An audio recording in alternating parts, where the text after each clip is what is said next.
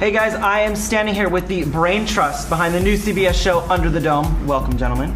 Okay, so how do we break the dome? You can't. Why are you asking that? There's got to be some way to break the dome. Who says? I don't know. When are we gonna? How did this all kind of come to be? Because watching as a viewer, I find it so engaging because I just really want to break that dome. So does Junior, and you know how crazy he is. Yeah, he's a little bit crazy. I guess first let's talk about how the show came to be, how Stephen King became involved. If you could tell us a little bit about that.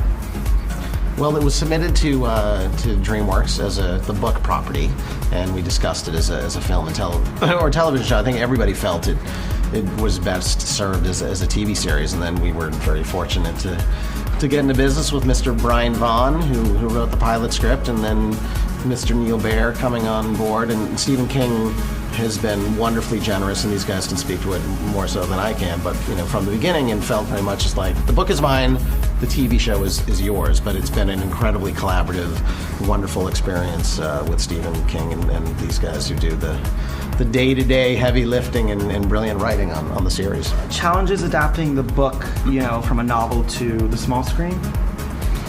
It's inspiring. So we look at it as a sort of a well to draw from. So we take what, we'll work on a series, and we put together characters and blend them at times. And, the book was 1,100 pages, and it was only about a week. And Stephen wanted to make it go longer, but he said, he had to stop at some point. So he's been very supportive of our going beyond the time frame that he set. And we're already, by the end of the season, we'll have been under the dome for almost 2 weeks. So, we just drawn all of the great things that he, great lines that he uses. We borrow liberally for the show. What will the fans get to see this upcoming season? Well, episode 5 is Visitor's Day, and if you've read the novel, that was an important part of the book where everyone trapped inside the dome finally gets to talk with their loved ones outside.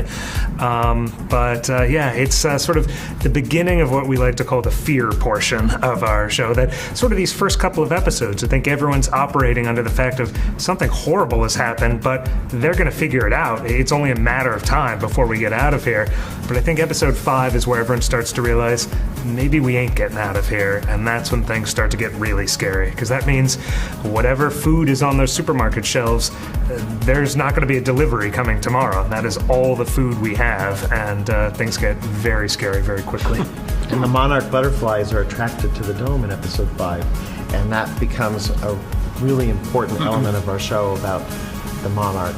And so we'll certainly start to investigate that. And then I say that we're inspired by the book The Cat in the Hat Comes Back, when the kids got pink all over their mom's dress, and then in the bathtub and on the walls and on the snow, and they had to remove it, and the cat finally lifted his hat, and there was cat A, and then there's cat B and C and D. Yeah. Well, there's a cat A coming. Don't tell me these things. Really interesting. Wow, I had no idea where he was headed with this, but yeah, okay.